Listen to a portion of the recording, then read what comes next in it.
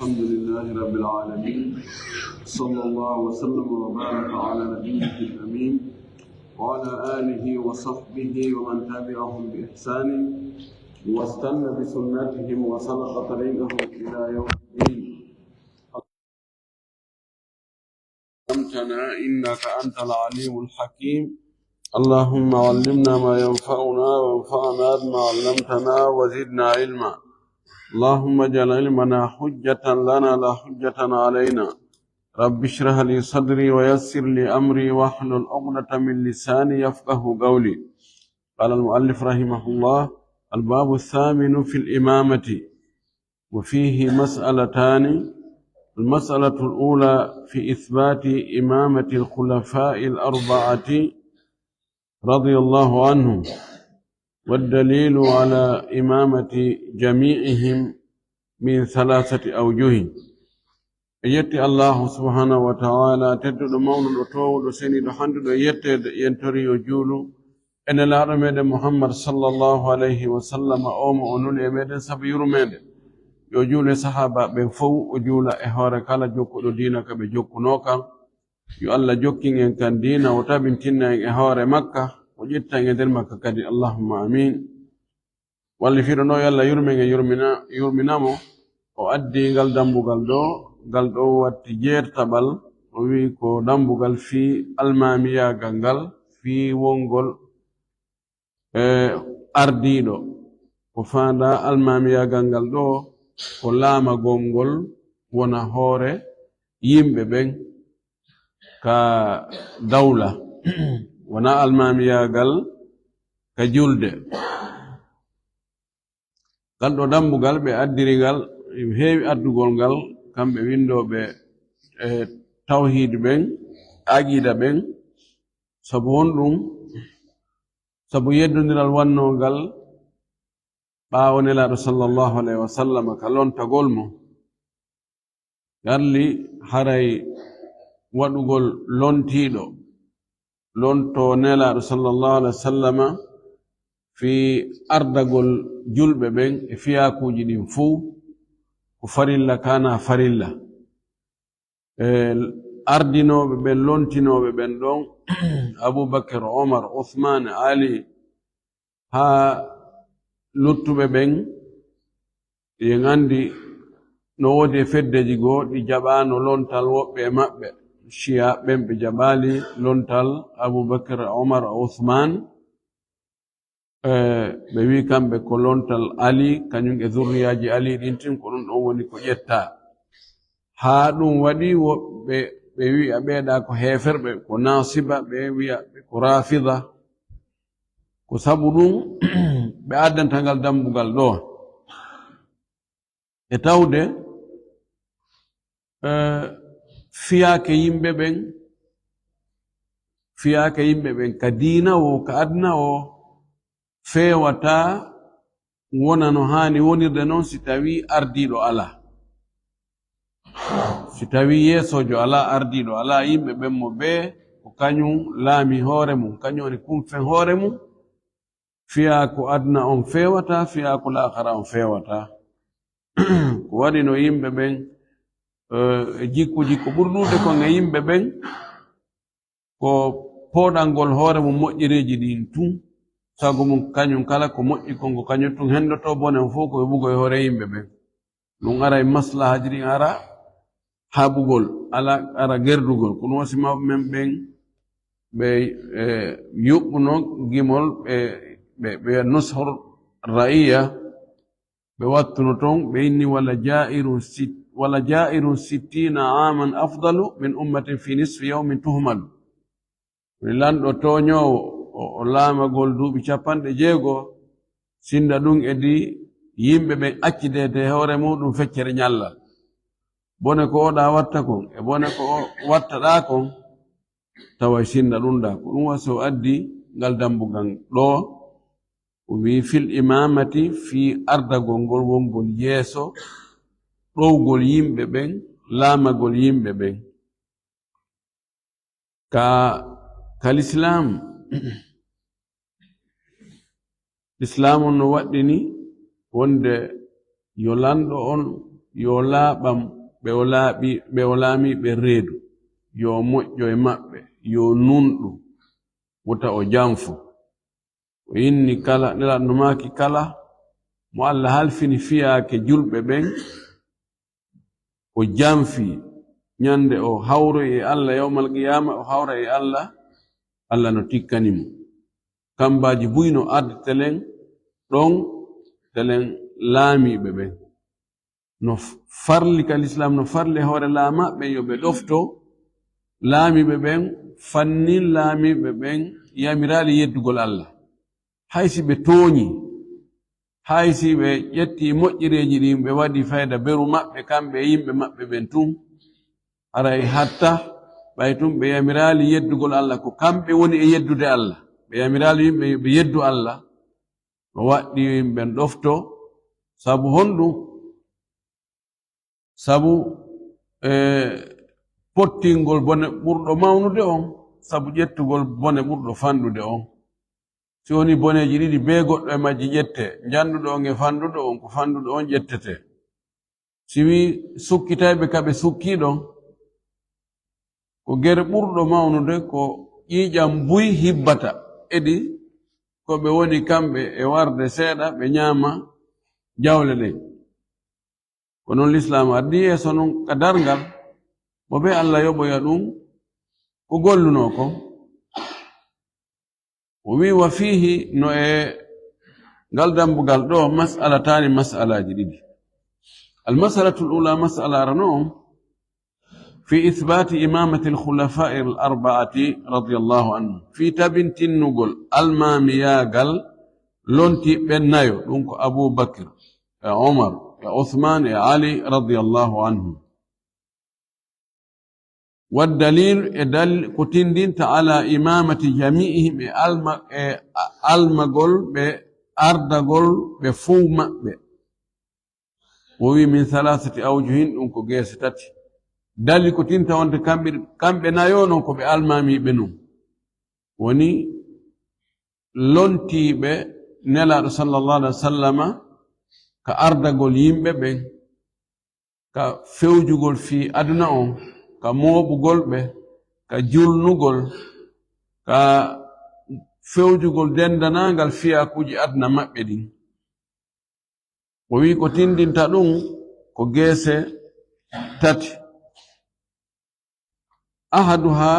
goto e ɗen ɗo geese tati anna kulla wahidin minhum jama'a shuruta al imamati ala al kamali ko wonde goto kala e ɓeeɗo nayo mooɓidirno moftayno e muɗum no timmi e muɗum shartiji almamagu ɗi foppo majjino ɗi timmiri noon kal islam wonay ɗo almami on wonay ɗo lanɗo on no jogi shartiji ɓeeɗi shartiji timma si on tigi wona o wona lanɗo ɓeeɗo non no timminoɗi fof majji o wolay ɗigoy joni ga hay o dimnan joni si tawi shartiji ɗin fof ɗi timmi e maɓɓe Allah waɗi kadi yimɓe ɓen jaɓiɓe haray almamiyagal maɓɓe ngal timmi wi wal akhar yeeso goo e ɗe geese tati anna kulla wahidi minhum wonde goto kala e ɓeeɗo nayo ajma almuslimuna julɓe ɓen fof moɓodiri jaɓi konngol gotol fi zamanihi e zamanu muɗum goto kala ala bay'atihi e bayɗodirgol e makko baayodirgol e makko ƴettugol makko aadi jaɓangol mo wonde ko kanko woni lanɗo on والدخول إنات قل تحت طاعته إلي دفتار مكة والإجماع حجة إجماع حجة يعني مفترين فوفت قل كونغول غوتل هارنغول دون كونغول ودي حجة بيدو المامي بنايو فيوندو أبو بكر فوب جابونو وندكو كانكو وني لاندون فو سوري دفتار مكة fewndo Umaru men fewndo Uthman men fewndo Ali men mi kala si heɓoy ke toon woɓɓe goo sortiiɓe ɓaawo kono ko ɓaawo ɓe sortoy ɓe jaɓu yahoy ɓe murti hawariji en ɓe yaltoyno ɓaawo ɓaawo Ali ko noon warnoɓe Uthman ɓen kamɓe kadi ɓe mottodiroyno kamɓe tun ɓe ƴettoy ɓe waɗoy groupe mum ɓe fewti sengo woto ɓe wi ɓe wakkilaaki ko ɓe addi argument hoy ko be ɗum ɗo e ɗum ɗo e ɗum ɗo waɗa na yaltugol ɗoftaare nden few ko ɗaɓɓutugol ɗon wo haqqe hoy argument hoy والثالث طبعا والإجماع حجة إجماع حجة أن النبي صلى الله عليه وسلم ما لا تجتمع أمتي على ضلالتي لأنه ماكي مفتي أندين بموب ونرتاح بحلدة بفتتاك بهوني أمونكم ويهور مجري يونو وودو بفيونو دون بين ومن نوني فيونو دون ويتاكي كبورد نلا نولا هانيا نرانغال داري دون فومو تنتانو كون بايتاوك نرتاح fo ɓe wuurdeta ko wuurdu ɓe nokku gootu fewndo ɗum ɓen ɓennon fof ɓe fottata e hoore fenange e hoore mere ko thalithu yeeso tammugon ma sabaga li kulli wahidin minhum min as-suhbati wal hijrati wal manaqibi al-jalilati wa thana'i llahi alayhim wa shahadati as-sadiqi sallallahu alaihi wasallam lahum bil janna yeeso tammo ngon ko hollata wonde ɓeeɗo almamiyagal maɓɓe ngal laamu maɓɓe ngun no jaɓa no tabiti ko goonga no waɗɗi ka gomɗinen ɗum hooloɗen ko gooto e maɓɓe kala ko ardi adota o wonde khalifa ado o wonde amir ado o laamade gooto kala e maɓɓe no mari wondugo ɗilaɗo sohba no jogii on grade ɗon ko sahabajo ɗum ɗon wela heɓude ɓeeɗo fof kadi hiɓe jogii grade goɗɗo goo ɗum alhijra fergol ɓe fof ko feruɓe iwi Makka dogin diina muɗum yahi Madina wal manaqibil jalilati ɓeeɗo fof kadi ne jogii ɓure mawɗe ɓe tawata wona hay sahaba ɓen fof wona mo kala eɓɓidirte e maɓɓe wa thana'illahi alayhim e Allah subhanahu wa ta'ala ko manti ɓe kon o jarni ɓe kon o wacci ɓe ɓure ko ɓe wanno kon golle ko ɓe waɗani kon l'islam ɓe dari ɓe portesinelaɗo mo ɓe maɓɓe ɗum no anda si jangama feere mo janguɗa fi mum wo e ɓeeɗo nayo a innay on ɗon no ɓuri wa shahadati as-sadiqi sallallahu alaihi wasallam lahum bil janna e seedan kaaku gonguɗo on ko o seedaniɓe kon aljanna nelaɗo meɗen sallallahu alaihi wa sallam ɓeeɗo nayono nelaɗo maako no ɓeeɗo ko e yimɓe aljanna maaki kaari ko neɗɗo aljanna Abubakr min ahli aljanna عمر من أهل الجنة عثمان من أهل الجنة علي من أهل الجنة ɗeɓure ɗo fuu si hawtiti e lanɗo haray waɗɗike jaɓugol oɗo ko lanɗo nde wonno laamotoɓe en ɓen ene yimɓe ɓen wona ka asama ɓe yiwata na malaikaɓe arata laamo en ko ene yimɓe ɓen laamonirta so tawi ɓurɗo moƴƴude e meɗen on laamike honno hayta jaɓe hana karonkede jaɓede den ɗeɗo ɓure fof ɗe geese ɗo holli wonde ɓeɗo ko ɓe lamɓe julɓe aranɓe ɓen ɓawanelaɗo sallallahu alayhi wa sallam no waɗɗi jaɓugol ɗum mo jaɓal ɗum ɗo hara e imanu makko on ɗuytike ɗum ɓe wattirin ɗo ka dambugal iman ɓe andi rafida ɓen shiya ɓen ko ɗum hiɓe sali kamɓe ɓe inni Abubakar o wippiti o jatti laamu ngu o yetti tun kadi ووسي عمر حلف عمر ديس ناكي لطب عمر كادي يتدون ديس ودي يمبي نجيغو بن فوبي ودي بوليتيكي بجوني عثمان كامبي بجابادو يعني wongol yimbe burbe mojjude ben e moftede subabe suuta ben e mofte den ben don fo be hawra e hunde be fotta e hunde an ardo gani do mu ayeda hay nokku wi'a ko ben non wanno kon ko faljere ko an woni falja an woni hombo hatta wata an afalja no hawni ha idan أهل السنة والجماعة قاطبة أهل السنة والجماعة فطمة نجابي وند بيدو نايو ونا بيدو تنو بيدو نايو كان قبلت قطعا بيدو الخلفاء الراشدون المهديون هدية دونيرا سيدة سينو أري حقو نمأبه كبوري نيرغول حقو عثمان e Ali ɓe fottani si nelaɗo feƴƴi mofte ɗen fof ko ɓuri moƴƴude ko Aboubakr si feƴƴi Aboubakr ko Omar capanɗe jeenayo e jeenayo e nder temedere nden no wi'i si feƴƴi Omar ko Ousman seeɗaɓe no wi'i ko Ali duwa heedugol ɗo sabu hadis Abdullah ibn Umar mo filliyo in kunna nufadilu wa rasulullah sallallahu alaihi wasallam yasma wala yaqulu shay'an meden buri dirayno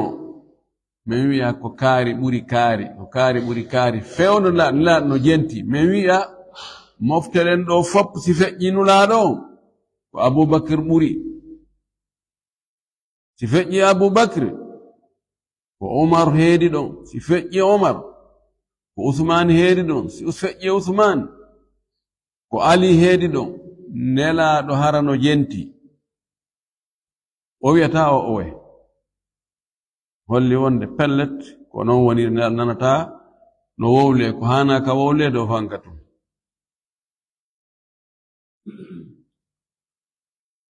o wi ثم إن أبا بكر وعمر رفت أبو بكر وعمر أشار رسول الله صلى الله عليه وسلم إلى خلافتهما بيدو ديدو كادي نو هرتو دي فيري أبو بكر وعمر نلا دو نو سبي انر ماكو مودون لونتال مابbe wonde be lontoyto wa amara bil iqtida'i bihima nelaɗo yamiri ñentingolɓe o wi ñentinela min e lontotoɓe lanɗiɗo o sappi ɗum o wi ɗum ko Aboubakr e Omar on hadis ɗon no ka sunanu Tirmidhi mo janti ɗum ka manaqib Ibnu Maja kadi no jantimo Imam Ahmad no jantimo Sheikh al-Albani rahmatullah alayhi wihi muselli wa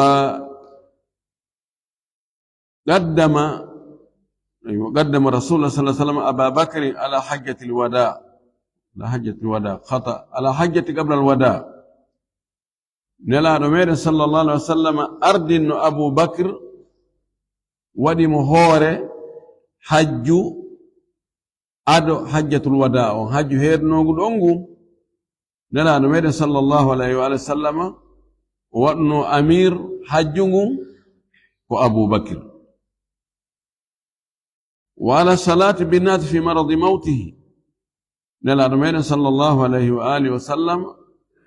وعردن أبو بكر كدي فيونو يجل يمبه بين فيونو كوناوني نونا رمبارو وحديث هاجي أنداني حجة الوداع قال رسول الله صلى الله عليه وسلم كان كتيك وانو أميرون كونو حج أدنو قدونغم كو أبو بكر وانو أمير حجيانكو بن كانكو سيناكي لظروف ما ويكو أمر أبا بكر لندو وكو هولا قول لندو كو إلتو قول لغاندي باي أناوني كرناونا رمبارو نيم بأري حبك ها بينها أو دي بغاري كجولو قول أرى كونهم بهبي لأنه ماكي مروا أبا بكر فليصلي بالناس يا مري أبو بكر نو يجل يمبب أننا عائشة أدنغانتو إن نلادو أبو بكر كهويدو برند سوداري كبلاسي كداري دادو لا يسمع الناس واتانا نديهم من البكاء يقول وانا يقول توم لا نماكي دئت سادة وماكي مروا أبا بكر فليصلي بالناس يأتي أبو بكر يجل يمبب عائشة في اللي ويني اسكتي أنتن سواهبات يوسف وانا وني يوسف بنتي jogi ngantoji ha fe'iti almami den hande abubakar o fuɗɗino jullude yimɓe ngo yahi ha e hakkunde nelaɗo meɗen sallallahu alaihi wasallam wajada fi nafsi khiffatan o heɓi ɓandu jaasi seeɗa surti seeɗa o seeni ha o woni becce abubakar o tooli no wi'a ɗon kanko o ƴetti rele on abubakar no imo juulude kanko nelaɗo mo juulude yimɓe abubakar no julde nelaɗo nden nelaɗo yimɓe no julde abubakar ne lakal ɗum ɗon ko hoolare mon ko ɗum waɗi omaru ɓay o suɓikemo e woɓɓe go argument mo ɓe addi on ɓe ni gadi radiya rasulullahi sallallahu alaihi wasallam bihi li dinina lima la nardahu li dunyana nelaɗo weltori lontingol o ka diina men o wi yo o ardo yo almo en ka diina o weltorimo yo almo yo ardo en ka diina meɗen ko fi honɗum hay jaɓanimo fi adna men o ardo en ka adna men diina wi adna ko honɗum ɓuri himmude diina kam ɓuri himmude tawi nelaɗo lontinimo ka diina ko fi honɗum hayta jaɓen lontingol mo ka aduna siko haqqille haray ko ɗon ɓuri handude o jaɓanegol wa dhalika wi ɗum ɗo dalilum ko tindinta ala istikhlafihi e lontingol mo ɗum ɗo tindiri wonde o lontinimo wonde o eltaymo woni fi lontingol mo ngol summa istakhlafa abu bakrin omara ɗefte abu bakr ɓawo o so'i fatagol ngol hewti o lontinno umar o wino o aadodi khilafa on o jonni lontagol ngol umar radiyallahu ta'ala anhu sabu ko anduno kon e umar waawugol dirisugol suusugol reedu jogagol pehe yaajuɗe e mirin ko o jogi kon kadi jogani ɗum yimɓe ɓe tawata haysi hulata Allah goo naafigiɓe ɓen kono ɓe suustamo ɓe jogi ɓe andi mirin makko on e gaynugol ngol o wasi e makko ko ɗum waɗi l'islam no waɗi laawol lontingol lanɗo on o toɗɗo goɗɗo en mi iwi ko oɗo waɗi nawon ndema ko nasso alqur'ana ari e muɗum ma nasso hadis ari e mum kono julɓe moƴƴuɓe ɓen ɓe waɗi wonde manamum si goɗɗo waɗi ɗum fewndo ɗo wiyatake o waɗi ko harmi o waɗi ko wattake o wi thumma ja'ala umaru al-amra shura bayna sittatin wattafaqu ala taqdimi uthman ɓaawo umaru kañ kadi o tufama tañinike o faatoto o ndaari ɗon ɓe njeego wayni ɓeeɗo ko nelaaɗo farto nelaɗo no weltani ɓeeɗo fof kadi ko seedanaaɓe wonde ɓe naata e aljanna o noddi ɓiɗɗo makko on abdoulah ibnu umar o inni awa miɗo waɗuma wadde ma seede annon a tawaka tongoy haray si woni mi maayi yo ndaare ɗo hakkunde ɓeeɗo njeego hakkunde ali ibn abi talib عثمان ابن عفان، عبد الرحمن ابن عوف، الزبير ابن العوام، طلحة ابن عبيد الله، سعد ابن أبي وقاص. ɓeeɗo njeego yo ɓe jooɗo ɓe diisondira ɓe suɓoo goɗɗo hakkunde maɓɓe kamɓe njeegoo ɗon ko lonto. An Abdullahi an a tawete e diisineteɓe ɓen kono an a tawataake e suɓeteɓe ɓen.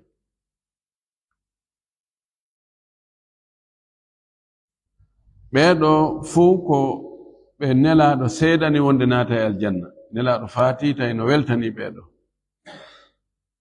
ɓay ɓe jooɗi ke jonde aranere nden Abdourahmane bun Awf inni min mi alaa e pooɗondirde e mooɗon onon ɗon fiinde huunde ɗo, mi sorti hoore am. Son jaɓii non on acca e min mi suɓoo e hakkunde ɓeeɗo.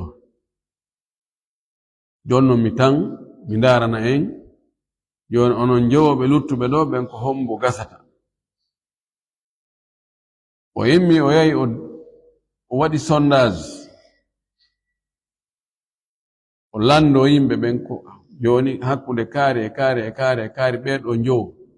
hombo yiiɗa no ɓuri handude e ardagol lonto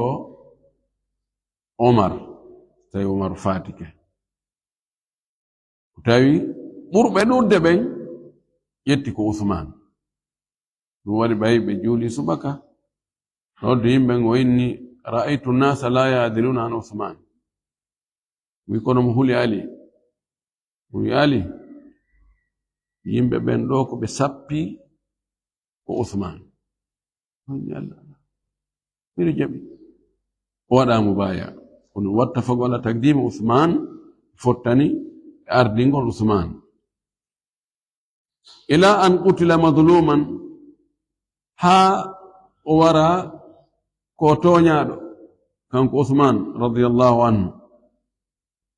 ko toñaɗo bi shahadati nabi sallallahu alaihi wasallam bidhalika e seede nelaɗo seedi no seedi wonde Usman ko wareteɗo e hoore tooñe wa wa'adihi lahu bil janna e fudugol mo kadi aljanna o nde onno ñande go tawi kanko nelaɗo sallallahu alayhi wa sallam e Abu Bakr e Omar e Uthman yiɓe hoore fello Uhud. fello ngol ngo dimbi seeɗa laaɗo maaki ihda ya Uhud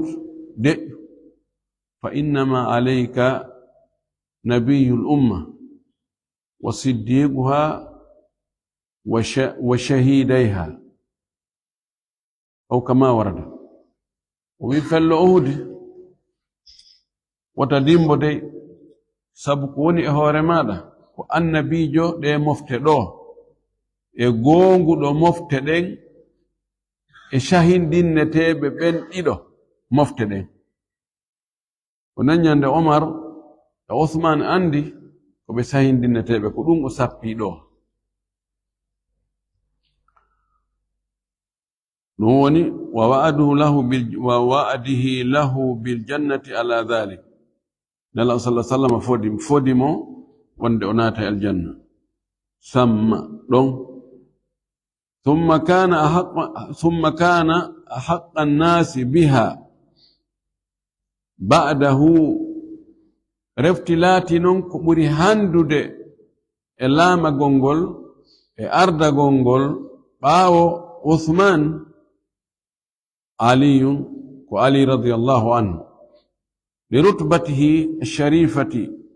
sabu martaba makko towuɗo on. rutba ko darnde ko martaba ko daraja makko towuɗo on wa fadailihi e ɓure makko almunifati towuɗe ɓure towuɗe ko siɗɗo nelaɗo ko ɓe gorol gotol emo ƴetti geɗal nelaɗo e ɓure buy himo hertinana laɗo men sallallahu alayhi wa alihi wa sallam no hertinanimo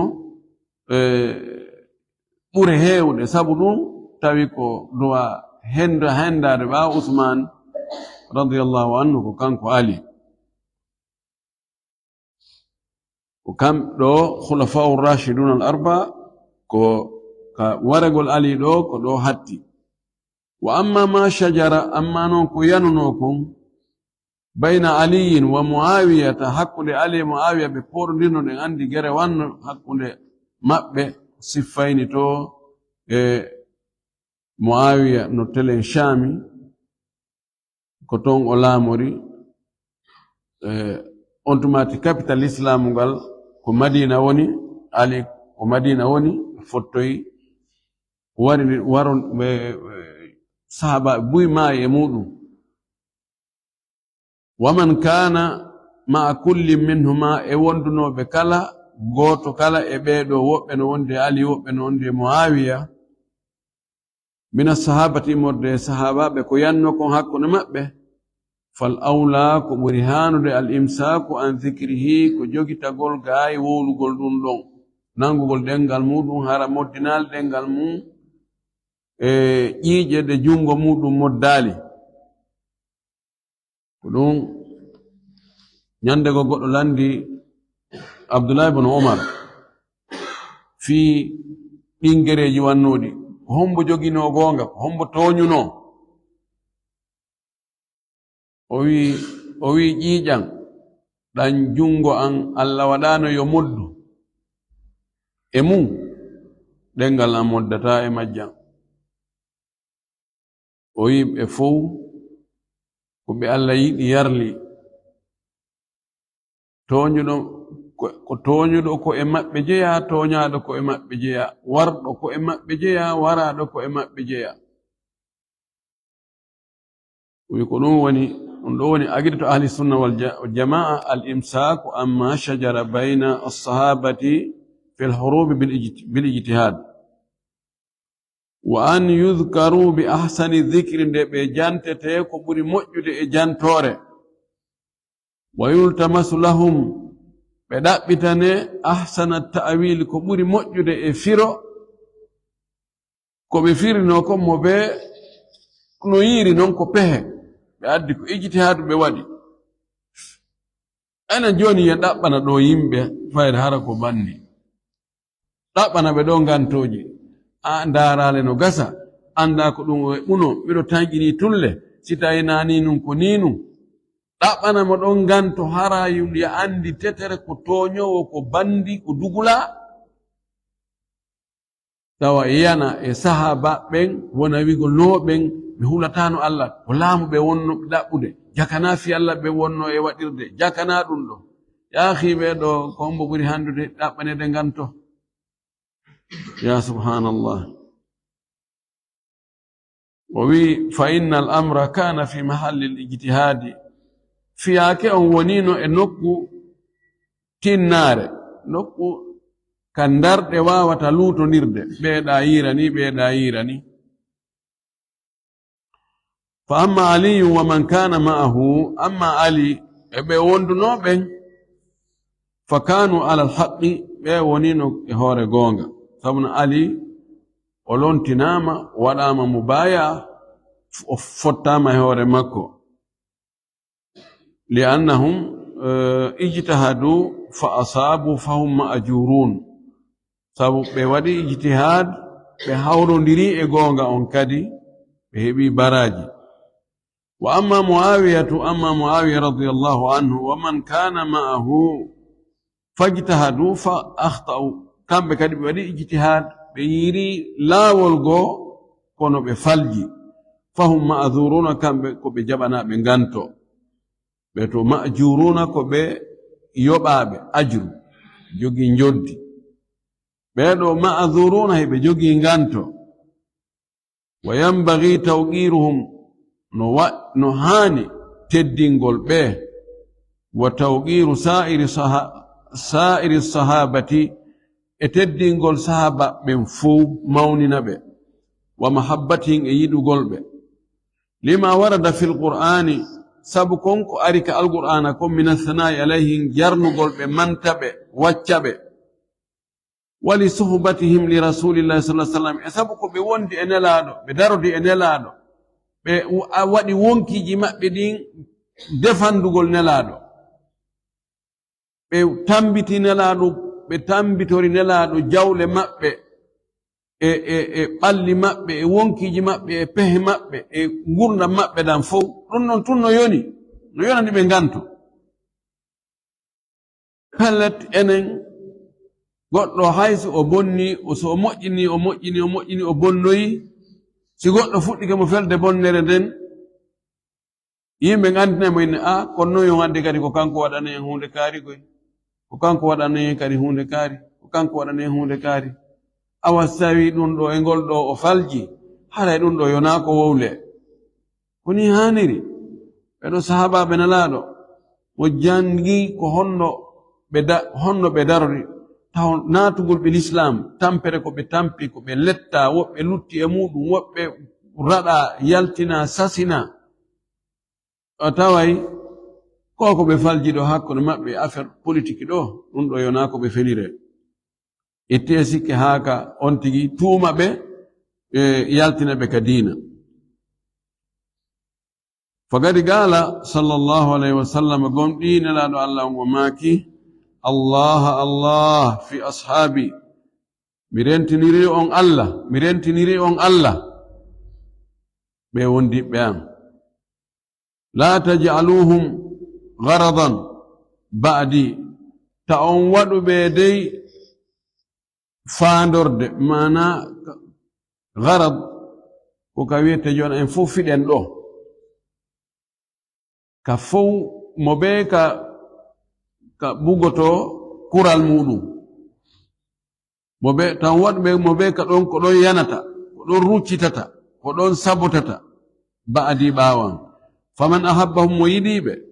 fabihubbi ahabbahum ko sabu giggol an o yidiribe samna sibe wonana sahaba be nalado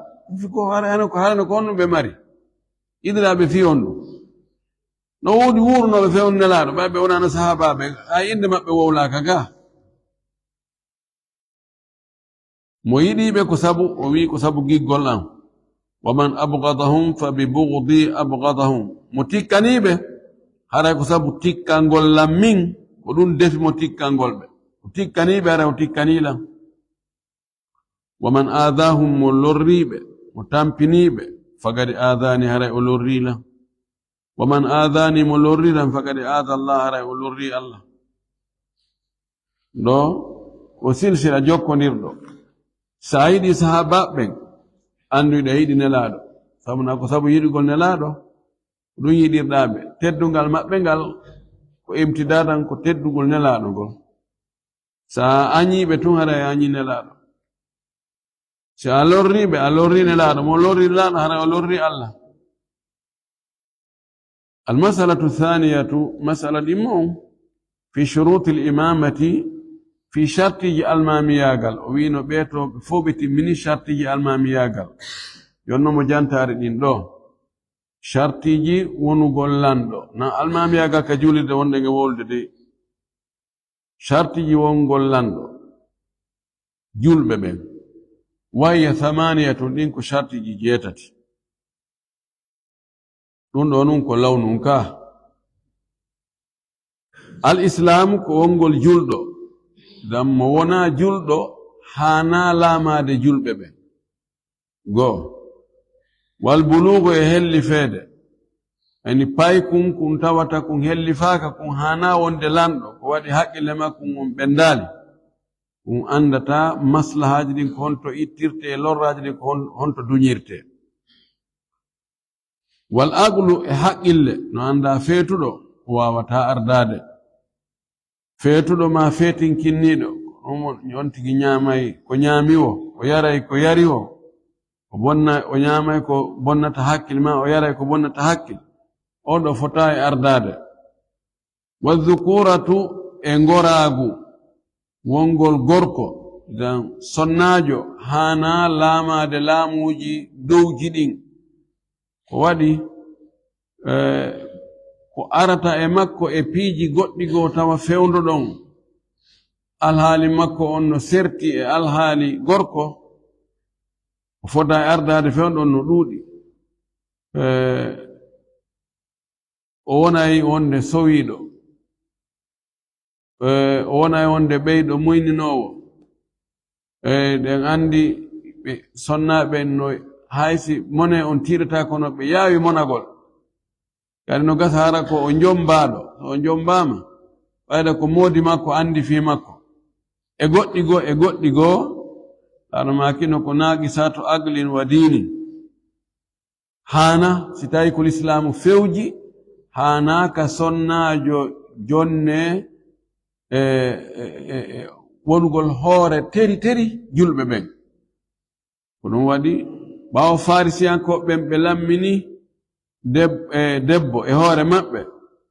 nelaɗo sallallahu alaihi wasallam maki ma aflaha qaumun wallaw amrahum imra'atan yimɓe malataɓe ƴettuɓe hoore mum fow kala ko wonkiji muɗum e jawle muɗum e piiji mum fof joni ɗum lanɗo joni ɗum debbo afwan wal udul e nunɗal idan shartiji ɗin ko wonugol julɗo wona hellifaɗo marɗo haqqil tawa ko gorko wal udul e nunɗugol honɗum woni nunɗugol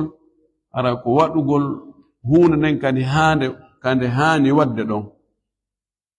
lammina ka postuji handuɓe mum ɓen hara toñata udul nunɗal aksu muɗum ko zulmu ko tooñe hara na toñowo na andiraɗo toñugol wal ilmu e gandal wona majjuɗo mo anda hay hunde wal kafa'a e gaynugol kafa'a haram onti ko capable ɗo woodi woɓɓe goo tawa ɗiɗa fof no timmi kono tawa waawugol ka administration no mankaniɓe ko ɗum abdourahmane bun samra ɓay wari ka nelaɗo sallah sallam o wi nelaɗo min kallan faala doyanoman e poste seeɗa min kadi jonnan halfinan goɗɗum laɗo min sallah sallam maaki ya abdourahmane innaka daifun wa innaha amana wa innaha yawma alqiyamati khizyun wa nadama illa man akhadha bihaqqiha wa adda alladhi alayha kama qala sallallahu alaihi wasallam maki abdourahmane ɗalloyi gulamu ɗum ko hoolare ni gulamu ñande darngal si tawi on tigi tottali no haniri non ko hersa e niisa wonta ñande darngal sinara on tigi ƴettirɗum no haniri non o waɗi kadi ko o hani wadde kon fof e nder muɗum dañu taw hara mo jogi kafa'a mo gayna haa ɗo hiɓe fottani ko lutti ɗo ko gooto oɗo jerta ɓon hiɓe yeddoniri wi wa an yakuna nasabuhu min quraishin nde laatoto asko makko on ko e quraish o jeya o wi o fi hada khilafun ɗon no yeddondira moƴƴi yarli mo wona quraishiyankojo no laamo julɓe ɓen ko ɓuri sellude kon si tawi ɗi shartiji ga fof timmi ɗum wawi laamade julɓe ɓen woɓɓe goo no wi o ɓe ndaari wonde ɓay khulafau rashiduna ɓe fof ko e quraishiyankoɓe ɓe jeeya ɓe inni ko be tun wona quraishiyankojo kono wona be wona yo ɗi shartiji ɗa timmu tun o wi fa in ijtama annasu si yimɓe ɓen fof non fottani ala man lam tajtami shurutu fihi ɓe fottani e hoore mo shartiji ɗin fof moɓondirali e hoore mum ɓe ardinimo jaza dagike khawfan sabu hulgol min iqa'il fitnati yanugol fitina on si tawi julɓe ɓen fof yimɓe ɓen ɓe fottani e goɗɗo ɓe ardinimo tawile ɗi shartiji lintaɗi dogaɗi timma e makko yo terte ɗo fiyon ɗum o wi ɗo yimɓe ɓen fof fottani si seeɗaɓe inni joni wakkilaki ko fitina wonata gata ɓen ɗon ko wareteɓe ma ko soketeɓe ma ko raɗeteɓe ma ko hoyneteɓe ma ko watteɓe ɗum ɗo e ɗum ɗo e ɗum ɗo ko wiɗon kon boneji ɗiɗi si ari tawi be goɗɗo e majji ƴette yo ƴette ɓurɗo fandude o wi wala yajuzu alkhuruju ala alwulati dagaki yaltugol e hoore lamɓe ɓen wa in jaaru haysi ɓe tooñi yaltugol e hoore lamɓe ɓen wona yaltugol manifesto ɗaɓɓita haqqe muɗum hara no qirriti wonde ko ɓe lamɓe na ɗum woni ko faanda ɗo ko ƴettugol pinka yalta inna ittaymo inna oɗo laamata kolam fes oɗo mi jaɓa laamu makko ngu ɗum ɗon woni khuruj e jama rebelegol ɓe yalta ɓe ƴetta aala ɓe daro ɓe inna o lanɗo ɗo o iway few o iway e jamma o iway e hoore tana tawale hiɓe andi ɓe gaynata ko memmingol fitina hibba ƴiiƴan o wi ɗum ɗo dagaki yaltugol si tawi luwa leydi ndin no newni yaltugol hara jogaki aala ko yaltugol holla ko ɗum ɗo men faala waɗanede ma ɗum ɗo no waɗa e hoore amen ko tooñe ɗum ɗo ko yo itte ɗum no wona yaltugol e ɗoftare laamu ngu bal ko hollugol ɗoftare laamu ngun kono ɗaɓɓita noon haqqe muɗum siko ɗum ɗon e karamakoɓe ɓurɓe ɗurde ɓen ɓen ɗum no dagi si tawi leydi ndin luwa leydi ndin ko noon woni ɓayju luwa leyɗe ɓurɗe ɗurde ɗen joni wona l'islamu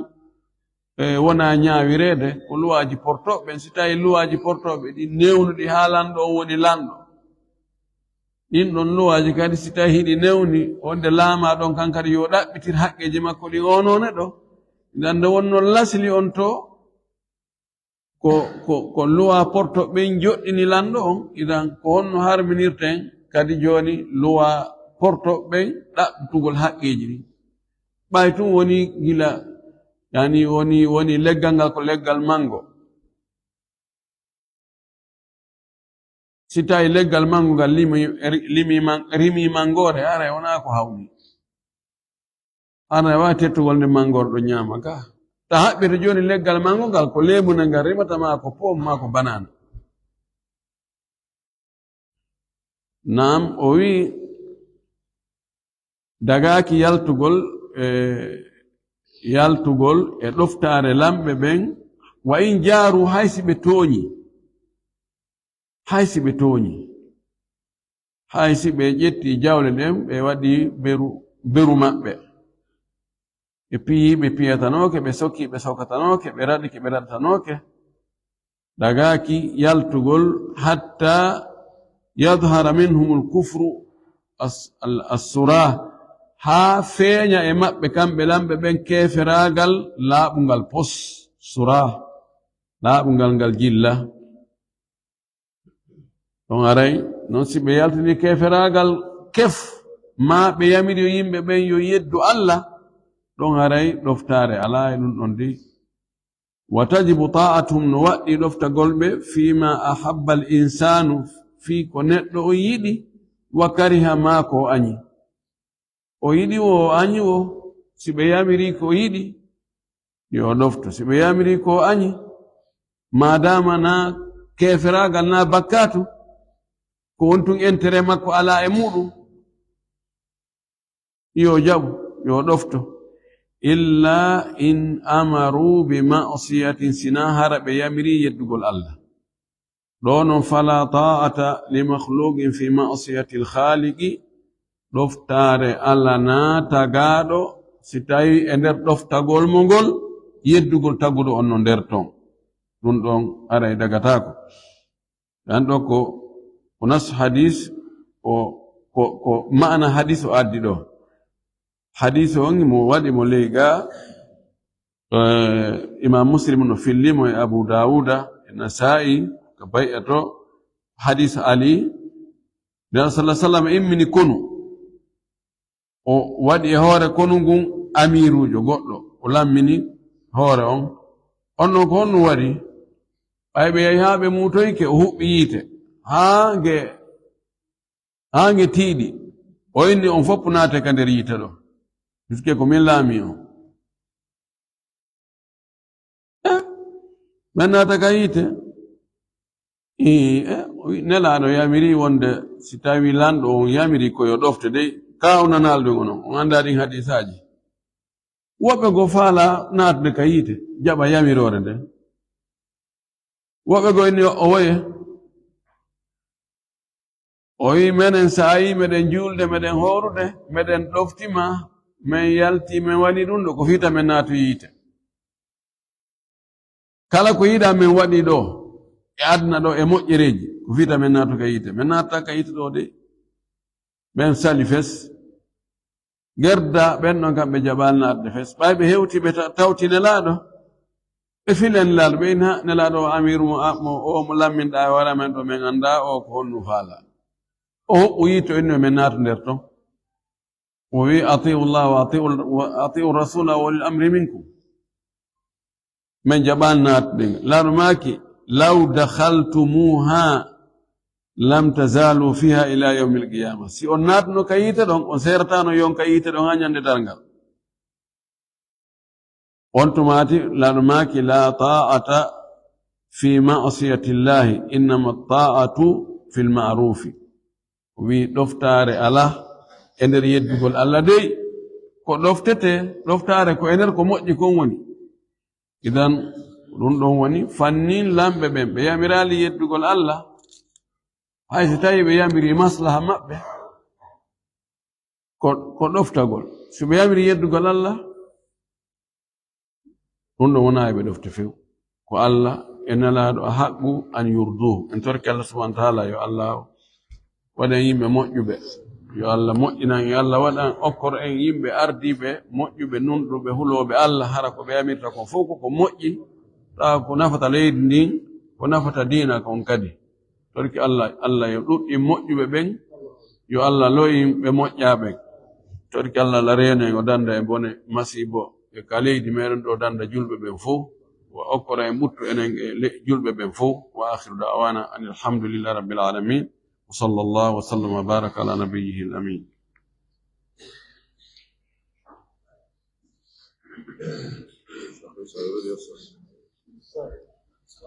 نعم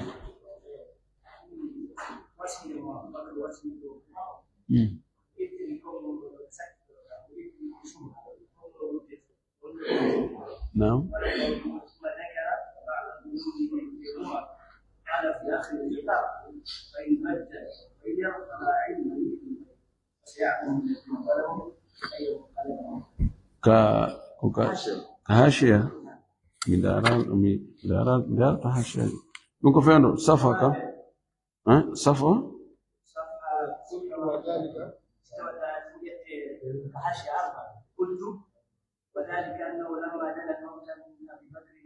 رضي الله عنه وشهد به كتب كتابا أوصى فيه بالخلافة من بعد أمير المؤمنين عمر بن الخطاب وما جاء في هذا الكتاب أنه قال على ما عهد فيه عبد الله بن بكر من أبي قحافة إلى المسلمين من بعد فإني كنت جئت عليكم القرآن فاسمعوا له وأقيموا وملك بعد الظروف وليت عليكم عمر فاسمعوا له واطيعوا ذكر بعد المسلم عمر قال في اخر الكتاب ان بدل وغير فلا علم لي بالغيب سيعلم المسلمون فلهم وبين به من شبهه انا ابين بها من لا شبهه هذا لا كل من لم يعلم الغيب هكذا يقول واخذ بظنه يعني هل هو يعرف ما سيقول الأمر؟ لا يعرف ولا يعرف الغيب يعني قد تظن بالإنسان خيرا ثم يعني توليه بعض الأمور بأن الملك عضوض الملك قد يزل بالإنسان لا من واي القلق فس نواوي ittugol mo no wawno noon wa no Abubakar no windirɗo ni ko ni tigi hani windirde oɗon ɗo ani o wowli ko tangini e makko tama uji makko ne o wistayno o changeoyi o wayloyke on ɗon ɗo yaray na kanko anda ويعني نقول هنا هذا لا يماري فيه أحد لأنه يقع كثيرا. لو يعني برأ ذمته أبو بكر برأ ذمته في هذا، لو رأيته هذا لا أضفته إلى ذاك الله خير.